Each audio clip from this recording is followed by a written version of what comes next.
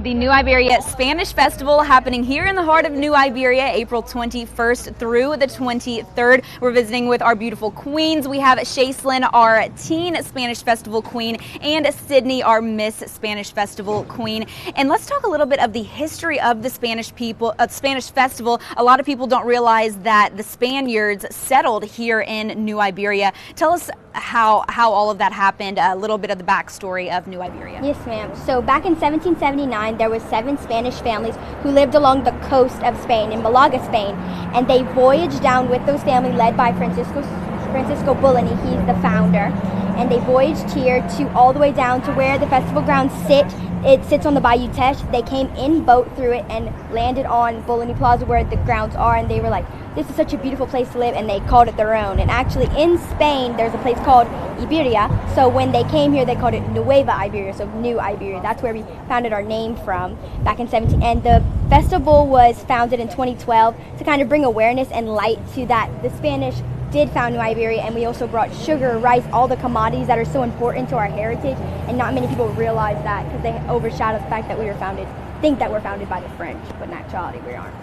It really is such an interesting history, and even the Church Alley where we are right now has a really cool history too. What can you tell us about Church Alley? So actually Church Alley was founded by a man who owned pretty much everything on Main Street.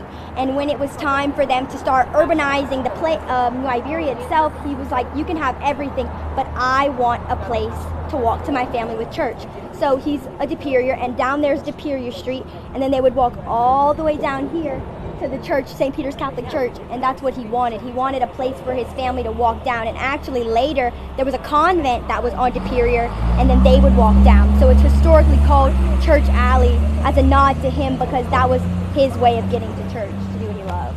And Church Alley is where we can see the beautiful crocheted panels here, which actually also come from the Spanish. In Spain, they gave the Spanish Festival this idea, so we're carrying it out here in Church Alley. You guys can stop by whenever you come to the Spanish Festival, and of course all the fun things that are going to be happening. Tell us about the 3 days of fun that we can look forward to for the Spanish Festival.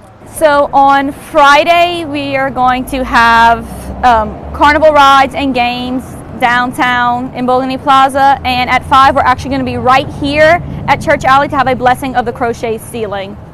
And then on Saturday we start up a little bit earlier. It's a little bit of a longer day. We have carnival rides, games, music, arts and crafts shows, and the dedication of the founding families. And then we also have on Sunday we're going to have a car show on the 23rd, as well as some more music, arts and crafts, and games.